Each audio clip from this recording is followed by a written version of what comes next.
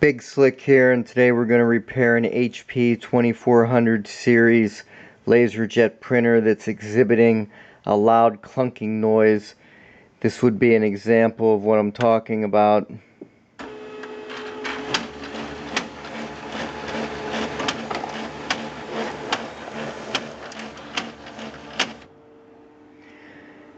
I believe the problem to be the drive gears for the fuser assembly, so I'm going to replace the gears and we'll go from there. I'll show you the teardown procedure. First, you disconnect the power from the printer and all cables. Make sure the printer is sufficiently cooled off. If unsure, wait at least a half hour after turning it off. The next step is you're going to drop down this back door halfway and remove the two Phillips drive screws that I'm pointing to. Okay, next, now that you've removed the screws, flip the door back up, open the bottom door, and you're going to gently pull with both hands one direction by pressing inward.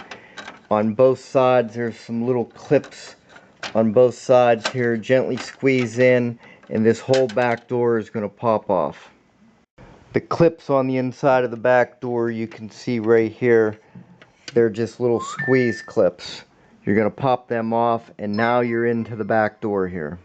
Okay, the next step is you're going to remove this door on the left hand side. You simply squeeze it like this and pop it open. Set it aside. Next, there's a cover on the right hand side right here that has to be removed. You have to squeeze in on this pin, and I find that with your other finger you gently kind of lift up and wiggle this out. Then remove that cover and set it aside. So here's the right cover removed. This is the pin, that the little tab here that you have to gently squeeze inward towards the inside of the printer in order to release it. It sits inside this little square opening right there. Okay, next you will see a set of cables. There's only two of them. One's purple, one is white and yellow. You simply unplug them. This one just pulls straight out like that, and the other one plugs into the side down here, and you simply unplug that one like so. Okay, next you have to remove this white plug on the left side bottom. You squeeze in on this little clip right here and just simply pull it straight out. Okay, next you remove this black assembly that's coming across here by simply lifting up on both of these tabs and pulling it straight out. Next you will see a retaining clip here holding these wires on the right hand side. You simply need to pop this open and get these wires loose from that retaining clip so that they're outside of the retaining clip. To open up this retaining clip, I simply use a pair of needle nose in here and just pop it to the left like this. Okay, next we're going to remove the fuser. You will see a screw right there, right there, there, and there. You will remove those 4 screws. Okay, next you're going to replace the 3 fuser drive gears. These are this one, which is the widest gear. The one below it is the second thickest gear, and then the one in the back is the thinnest of the gear. So when you buy your kit, top one is thickest, the one that drives into it below is the medium, and this one is the thinnest. Go ahead and replace all 3 of those. You simply pop them straight off of the shaft. When you put the gears back on, make sure you put the side that has the little retaining clip here towards the right, like this.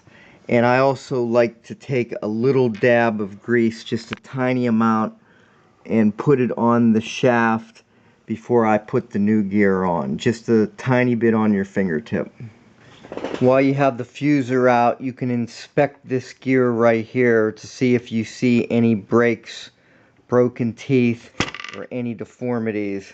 And if not, I'd just leave it alone, reassemble it, and see if everything's good. In many cases, and probably most cases, you have already solved the problem.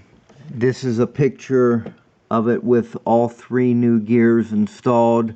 So now I'm going to reassemble it and give it a shot. Okay, for reassembly, put the fuser back in and put the 4 screws from the fuser back in. The machine screw went in the lower left hand corner. The other 3 are the same. Make sure that the cable, the yellow and white one, goes back into the little retaining clip on the side, and then snap that clip back shut, and then plug in the 2 wires. The white and yellow one goes to the top, the purple one goes to the side. Next, you'll reinstall the long black assembly in the back, which just simply clips in. The bottom tabs on these sides kind of curl underneath the metal, so they fit in and then they slide straight in. So we have the black bar in, and now plugged in the plug on the left hand side of the rear printer. Next, we'll work on the 2 covers that still have to be put on, the one up here and the one over here. Okay, the black cover is back in, and the gray cover is back on. Those both just snap on. Okay, then you snap the gray paper chute back in, and you have to replace the 2 screws here and here, and then reassembly is complete. Okay, it's back together and powered up. Moment of truth.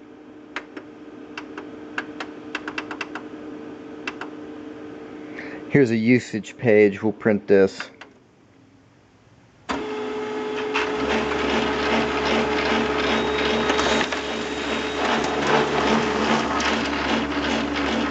And there it is. Absolutely no clunking at all. So the 3 gears solved the problem in this case. I did think that the fuser gear itself, the one in the fuser, looked good, and thankfully that was a little less work. Did not have to replace it. So everything's good to go. If you're having that issue, change the 3 gears first. If that doesn't solve it, after you put it together, change the one in the fuser. And in most cases, I mean like almost every case, you'll be good to go, and that will eliminate the thunking noise. Thanks a lot. Bye.